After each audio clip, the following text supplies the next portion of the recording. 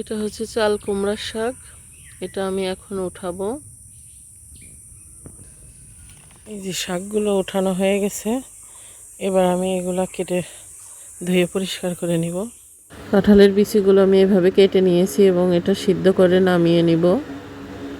সিদ্ধ হচ্ছে, এরপরে কড়াইয়ে তেল দিয়ে দিয়েছি, পেঁয়াজ কুচি দিয়ে দিয়েছি। এটা হচ্ছে যে কাঁচা শুকনা করা মরিচ গুঁড়া দিয়ে দিয়েছি, এবার জিরা গুঁড়া দিয়ে দিয়েছি, এবার পরিমাণ মতো লবণ দিয়ে দিলাম, এরপরে পরিমাণ মতো হলুদ দিয়ে দিলাম।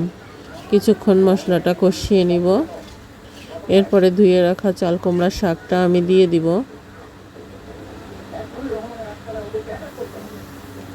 মশলাটার সঙ্গে চাল কুমড়ার শাকটা আমি খুব ভালোভাবে কষিয়ে নিব।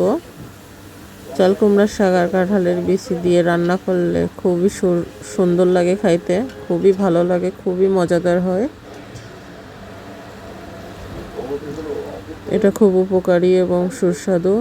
পানি দিয়ে দিয়েছি পরিমাণ মতো, ফুটছে। এরপরে সিদ্ধ করা কাঁঠালের বিচিগুলো আমি দিয়ে দিলাম। কিছুক্ষণ রান্না করার পর যখন পানিটা হালকা শুকিয়ে যাবে তখন তরকারিটা হয়ে যাবে। খুবই মজাদার এবং সুস্বাদু একটি খাবার হয়ে গেছে। প্রায় রান্না, নামিয়ে নিয়েছি অন্য একটা পাত্রে। সবাইকে ভিডিওটা দেখার জন্য ধন্যবাদ। আসসালামু আলাইকুম।